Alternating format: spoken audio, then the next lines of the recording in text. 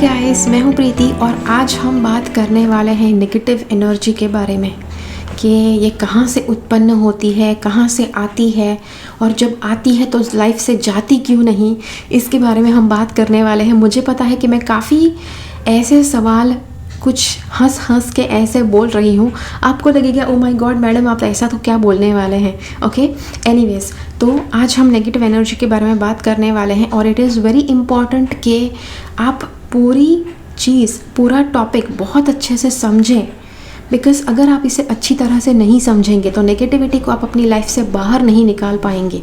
Okay, तो इसीलिए इस वीडियो को पूरा का पूरा देखिए। ओके, शुरुआत से लेकर अंत तक ताकि आप पूरे वीडियो के सार को समझ पाएँ और जो सारे सॉल्यूशंस हैं वो इस वीडियो के अंत में दिए गए हैं कि कैसे कैसे तरीक़ों से आप अपनी लाइफ से नेगेटिविटी हटा सकते हैं।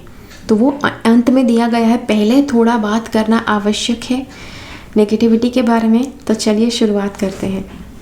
Stay tuned.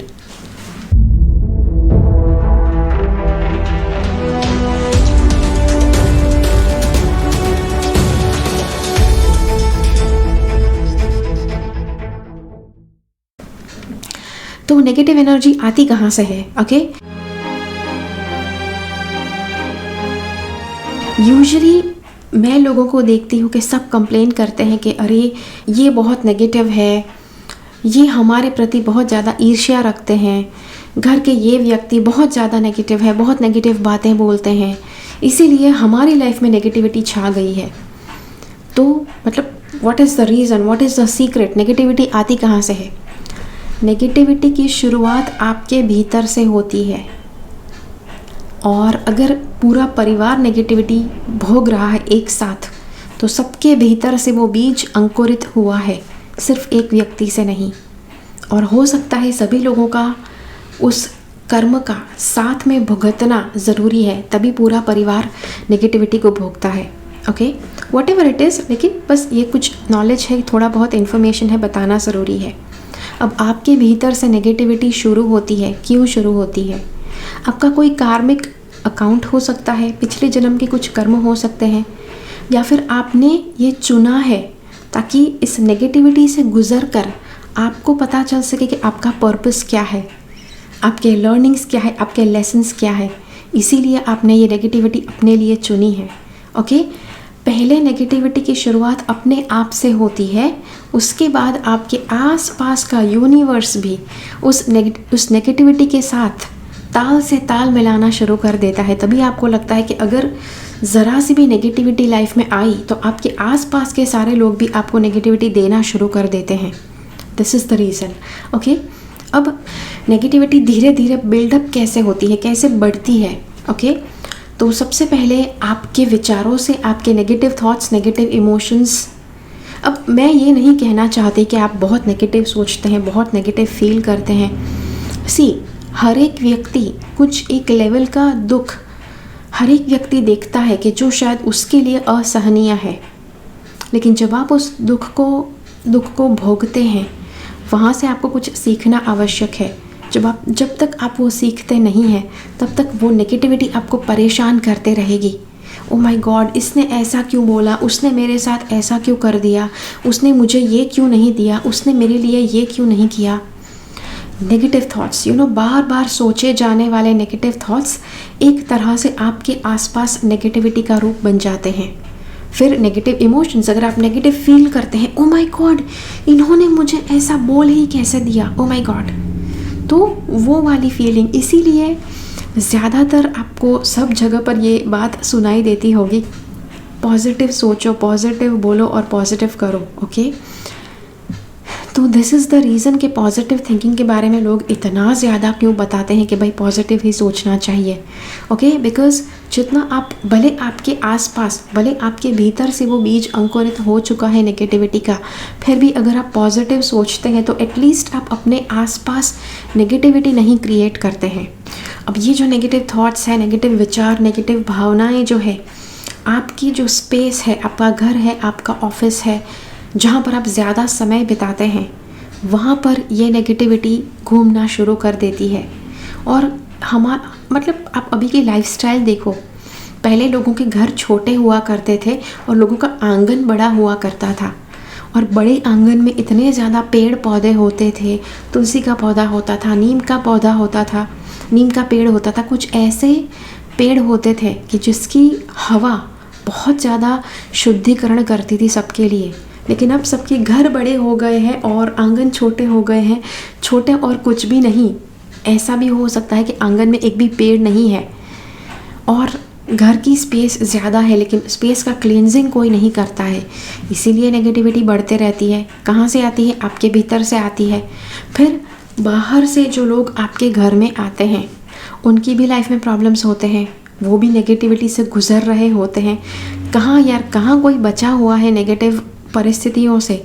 हर एक व्यक्ति के साथ कुछ ना कुछ बुरा ज़रूर हुआ है।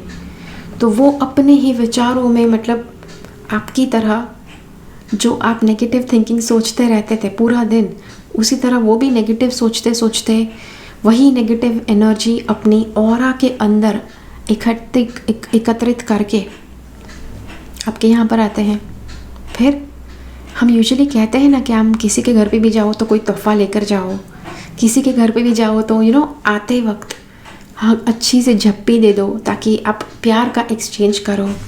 अगर ऐसे नेगेटिविटी आपके भीतर भी है और उनके भीतर भी है तो कई बार आप नेगेटिविटी का भी एक्सचेंज करते हैं।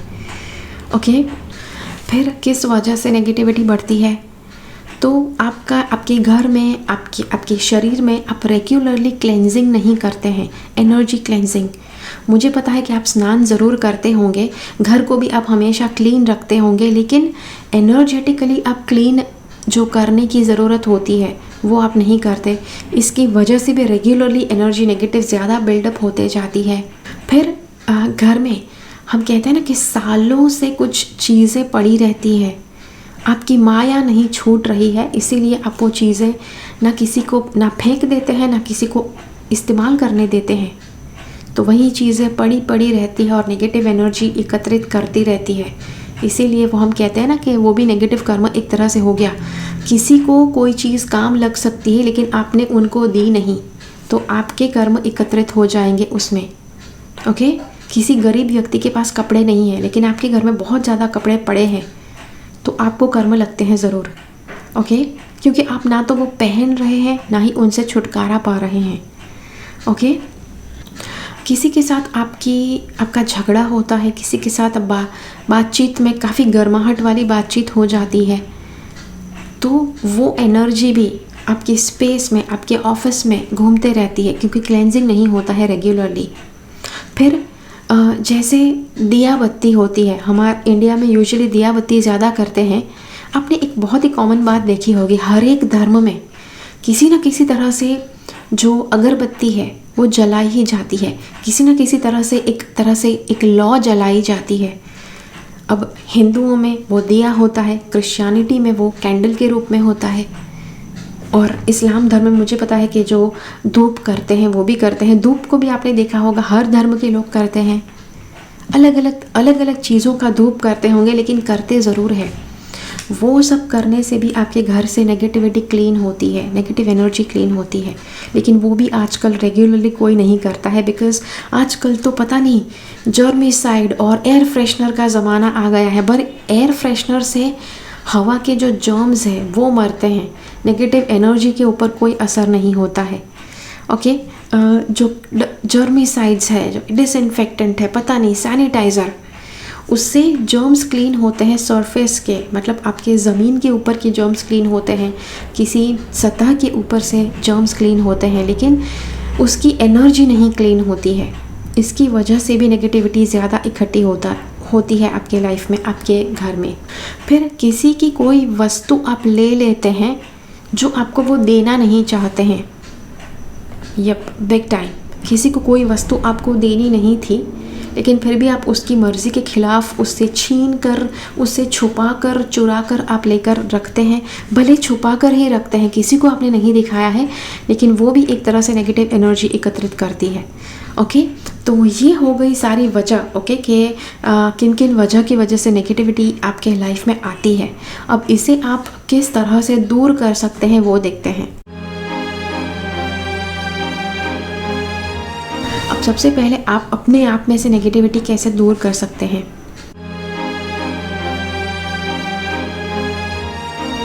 तो आप नेगेटिव एनर्जी का, हाँ, energy cleansing bath, energy clean करें ऐसा स्नान आप ले सकते हैं महीने में 2 बार। कौन सी 2 बार? पूनम पर और अमावस पर, ओके। और कौन कौन से द्रव्यों से आपकी एनर्जी क्लेंज होती है स्नान करते समय? तो एक तो नमक होता है, जो दरिया का नमक होता है वो, हिमालयन सॉल्ट यानी कि सेंधा नमक, और एप्सम सॉल्ट। एप्सम सॉल्ट आपको किसी मेडिकल शॉप में मिल जाएगा।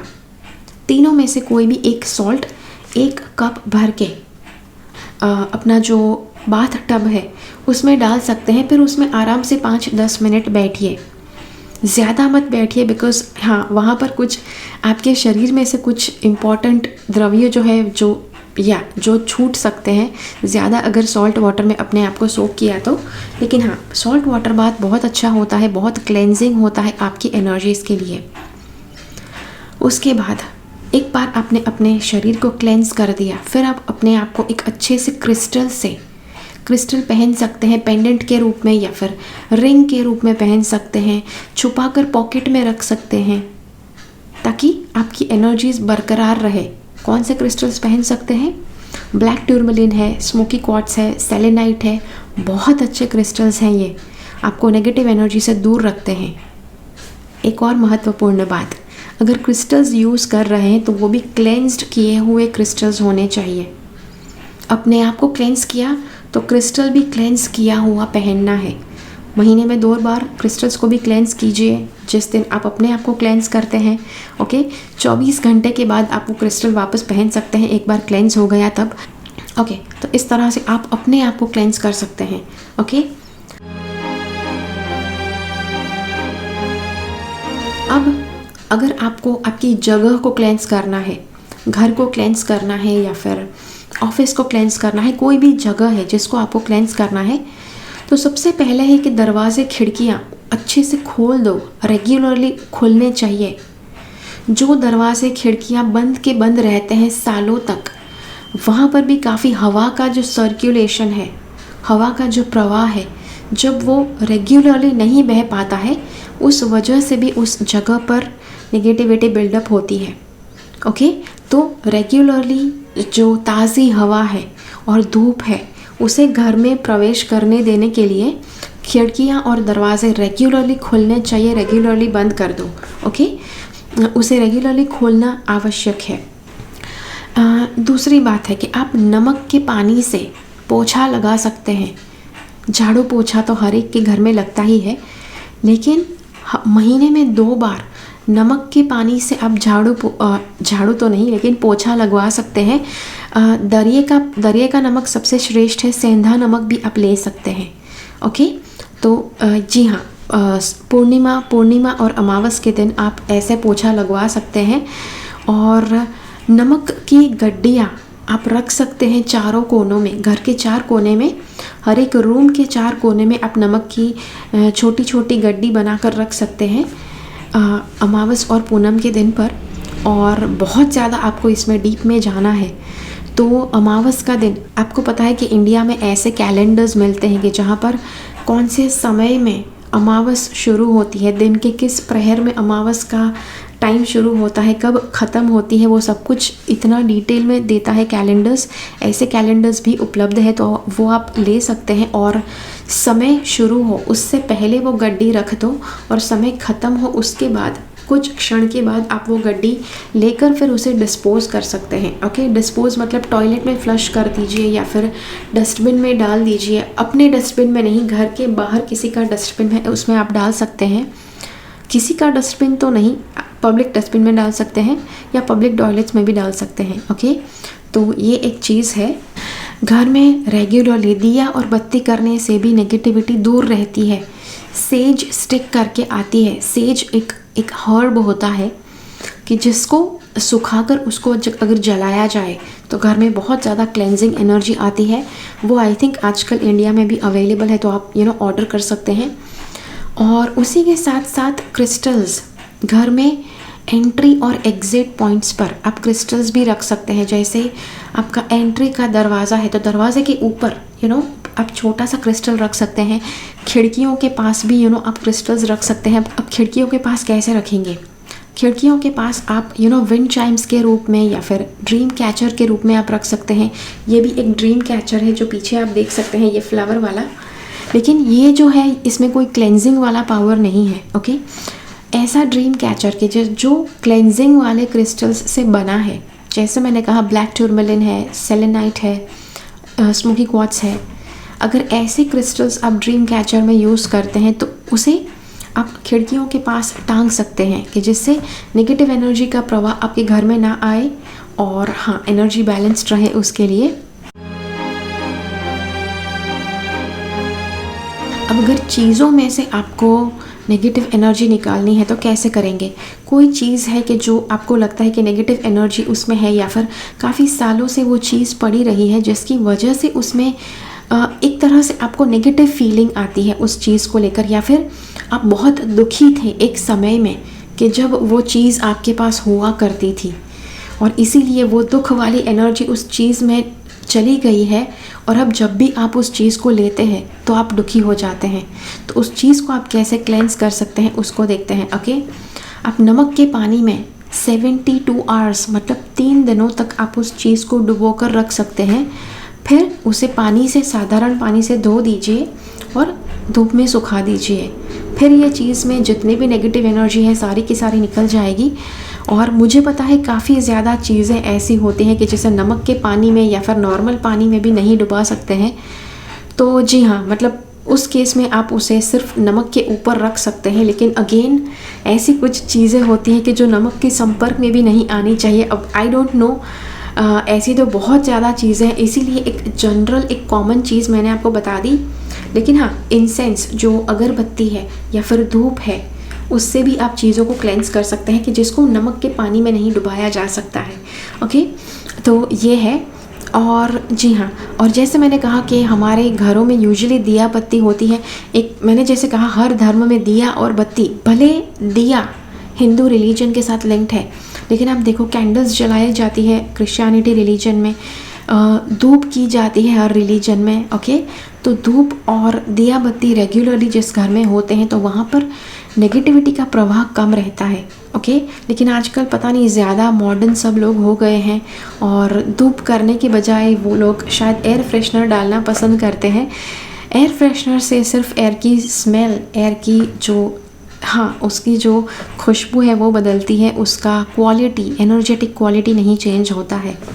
और धूप में आप क्या क्या कर सकते हैं? तो धूप होता है, फ्रैंकिनसेंस होता है, जैसे मैंने कहा कि अगरबत्ती भी अच्छी होती है, सेज स्टिक्स होती है वो भी बहुत अच्छे होते हैं। अरोमा थेरेपी की कैंडल्स होती है, अरोमा थेरेपी का लैम्प होता है कि वो भी बहुत अच्छी पॉजिटिव एनर्जी स्प्रेड करता है आपके घरों में। ओके, तो वो भी, ये सारे तरीके आप यूज़ कर सकते हैं। और अब एक सीक्रेट टेक्निक आपको बताती हूँ कैसे आपका टोकन ऑफ फेथ आप बना सकते हैं।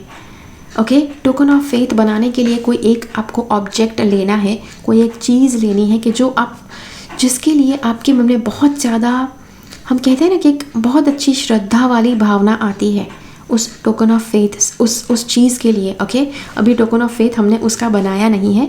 कोई भी चीज़ कि जिसको देखकर बहुत ज़्यादा श्रद्धा वाली भावना, बहुत ज़्यादा रिस्पेक्ट वाली भावना आती है, ये चीज़ कौन सी हो सकती है? कोई क्रिस्टल हो सकता है या फिर कोई धार्मिक सिंबल हो सकता है। ओके, तो वो लेकर आप उसे as a token of faith आप उसे बना सकते हैं। अब बहुत ज़्यादा टोकन ऑफ फेथ नहीं, आपके लिए सिर्फ एक टोकन ऑफ फेथ बहुत है। ओके, अब इसको बनाना कैसे है? तो जैसे ही आप उसे बनाते हैं, ओके, जैसे ही आप चुन लेते हैं एक ऑब्जेक्ट, एक चीज़ आप चुन लेते हैं, फिर आप उस चीज़ के साथ हर रोज़ प्रार्थना करना शुरू कीजिए। जब भी आप अपने इष्ट देव को प्रे करते हैं, अपने गॉड को, अपने एंजल्स को, अपने संत को आप प्रेयर्स करते हैं, तो वो टोकन ऑफ फेथ को हाथ में लेकर प्रेयर कीजिए। धीरे धीरे ये जो टोकन ऑफ फेथ है उसका पावर बढ़ते जाएगा। एक बात ध्यान रखिए, ये टोकन ऑफ फेथ किसी और को छूने नहीं देना है, सिर्फ आपको छूना है। आपके पार्टनर, लाइफ पार्टनर के लिए कहा जाता है कि आपकी आपका आधा अंग है वो, इसीलिए वो छू सकते हैं, उनके अलावा और कोई नहीं छू सकता है। आपके बच्चे भी नहीं, ओके, बिकॉज बच्चे नए इंसान हैं, बच्चे नए इंडिविजुअल्स हैं कि जो आपने बनाए हैं, वो आपका ही भाग नहीं है, भले आपके द्वारा आए हैं। या आपके लाइफ पार्टनर आपका आधा अंग है, इसीलिए उनके साथ आप शेयर कर सकते हैं, ओके। नॉट एग्जैक्टली शेयर कर सकते हैं, अगर वो टच कर ले then it is not a problem, लेकिन पार्टनर को भी अपना टोकन ऑफ फेथ बनाना चाहिए। और ये जो टोकन ऑफ फेथ है, धीरे धीरे जैसे आप इसके साथ प्रेयर करते जाएंगे, इसका पावर बढ़ते जाएगा, स्पेशली जब आप किसी और को इसे टच नहीं करने देते। धीरे धीरे इसका पावर इतना बढ़ जाएगा कि फिर फ्यूचर में ये टोकन ऑफ जो फेथ है वो आपको प्रोटेक्ट करेगा नेगेटिव एनर्जीज से, दूसरों से मिलते नेगेटिव एनर्जीज से, बाहर से आती नेगेटिव एनर्जीज से, ओके। तो ये था आपके लिए वीडियो इस टॉपिक के ऊपर। आशा करती हूँ कि आपको अच्छा लगा। मुझे पता है थोड़ा लंबा वीडियो है, लेकिन सारा का सारा इन्फॉर्मेशन मुझे आपको देना था। So anyways, thank you so much. इस वीडियो को ज़्यादा से ज़्यादा लोगों के साथ शेयर कीजिए, ओके, ताकि सही इन्फॉर्मेशन जा सके सबके पास। तो अपने सभी ग्रुप्स में शेयर कीजिए। अगर आपको ये वीडियो अच्छा लगा है तो लाइक बटन ज़रूर क्लिक कीजिए। अगर आपको लगता है कि ये वीडियो किसी और की सहायता कर पाएगा तो ज़रूर उस इंसान के साथ ये वीडियो शेयर कीजिए। मिलते हैं अगले वीडियो में फिर से, तब तक के लिए keep following the path of your soul's purpose because you are born for a reason. Thank you so much for watching. अब एक बात, काफ़ी लोगों का सवाल है मेरे लिए कि आपका फ़ोन नंबर दीजिए, आपका फ़ोन नंबर बांटिए हमारे साथ, हमें आपसे कुछ इंपॉर्टेंट बात करनी है। सबसे पहले मेरे लिए फ़ोन नंबर सबके साथ बांटना बहुत ज़्यादा इम्पॉसिबल है, बिकॉज़ मैं 100 कॉल 200 कॉल्स का जवाब मैं नहीं दे सकती दिन में, ओके। मुझे पता है कि अगर आपको बहुत ज़्यादा आवश्यकता है तभी आप मुझे कहते हैं, लेकिन I don't know, I don't have any other choice. लेकिन आप मुझे ईमेल कर सकते हैं। ज़्यादातर लोग कहते हैं अरे मैडम ईमेल करना हमें नहीं आता है, जस्ट फ़ोन नंबर दे दीजिए, इतनी सी बात करके रख देंगे। यस, लेकिन मेरे लिए फ़ोन नंबर देना पॉसिबल नहीं है, इसीलिए कहीं पर भी मैंने शेयर नहीं किया है। ईमेल आप मुझे कर सकते हैं, और ईमेल के लिए भी I just don't like saying this, but कि सभी के ईमेल्स के रिप्लाई मैं नहीं दे पाऊँगी, लेकिन मैं हर एक ईमेल को पढ़ती ज़रूर हूँ, ओके। तो जी हाँ, जितने हो सकते हैं उतने ईमेल्स का मैं रिप्लाई करती हूँ, लेकिन हर ईमेल का रिप्लाई मैं नहीं कर सकती।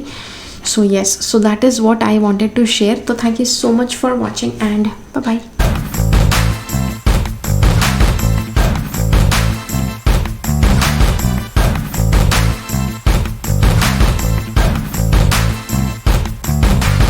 मेरी चैनल से सब्सक्राइब रहे, सब्सक्राइब बटन क्लिक करके और बेल आइकन को क्लिक कीजिए। उसके बाद जो ऑप्शन आपको मिलता है उसमें से ऑल नोटिफिकेशंस सिलेक्ट कीजिए ताकि हर एक वीडियो का नोटिफिकेशन आपको मिल पाए।